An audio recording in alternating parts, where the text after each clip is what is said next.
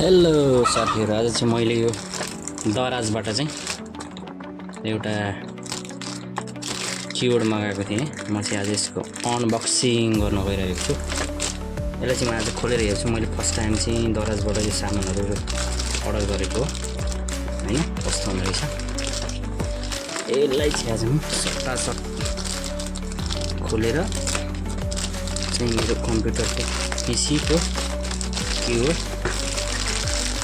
Set गर्न गइरहेको छु। लगभग धेरै सस्तो महँगो दामको होइन, सस्तो प्राइसको मैले टेस्टको लागि चाहिँ यो अर्डर गरेको। आज कस्तो हुँदो रहेछ त हैन कीबोर्ड। तर मैले अर्कै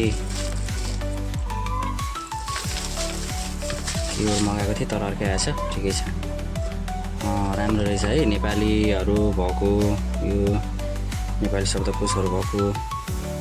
तर जुन मैले अर्डर गरेको थिएँ त्यस्तो चाहिँ रहेनछ। यहाँ 32-36 भएको थियो, त्यो चाहिँ रहेनछ सामान्य। लगभग 400 पर्यो, 450 जस्तो पर्यो होला यहाँ आइपुग्दाखेरि। अब चाहिँ यसलाई हामी चाहिँ अनबक्सिङ गऱ्यौँ। प्याकिङ पनि खासै अब त्यस्तो राम्रो त नगर्दो रहेछ, ठिकै खाले। अब यसलाई चाहिँ म चट्ट लाएर चाहिँ कम्प्युटरको पीसीमा फिट गर्न गइरहेको छु। अब हेरौँ फिट गरेर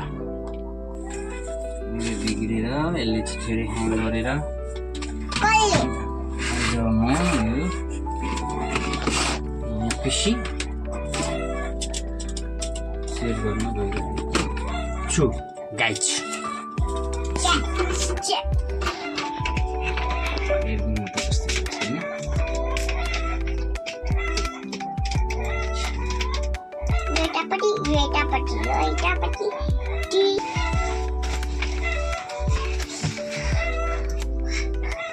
खाली यस्तो पिक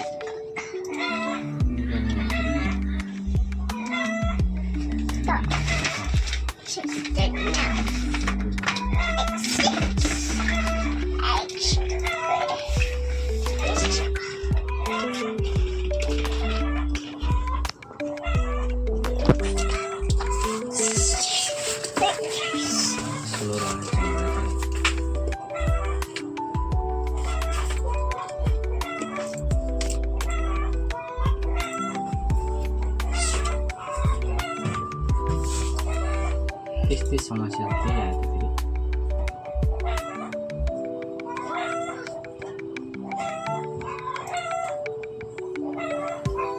यही समस्या त्यही आयो।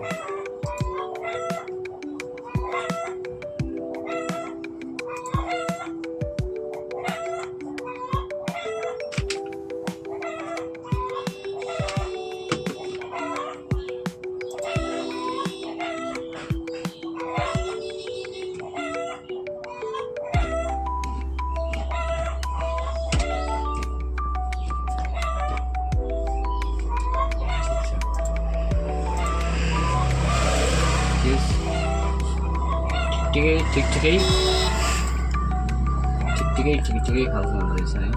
त्यस्तो धेरै राम्रो भन्दैन, सस्तो न हो। 400 को कीबोर्ड त हो।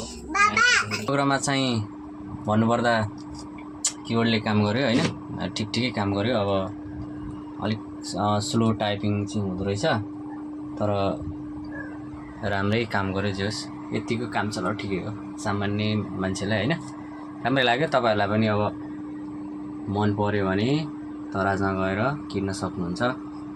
तर डेलिभरी चाहिँ अलिक छिटै, तर भनेको ठाउँमा चाहिँ नल्याइदिने। उनीहरूले मेन सिटीमा दिने गर्दो रहेछ होइन।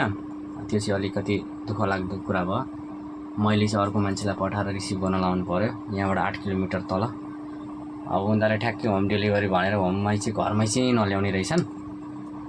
त्यसको लागि चाहिँ अब दराजले होम डेलिभरीको सुविधा चाहिँ घरसम्मकै ल्याउनुपर्छ भन्ने मेरो मान्यता हो। भिडियो हेरिदिनु भएकोमा शेयर अनि लाइक पनि गरिदिनु होला हैन, सब्स्क्राइब पनि गरिदिनु होला। म यस्तै भिडियोहरू चाहिँ बनाउने कोसिसमा छु गाइज। तपाईहरुले मेरो भिडियो हेरिदिनुकोमा धेरै धन्यवाद। फेरि भेटौँला। नमस्ते, बाइ बाइ।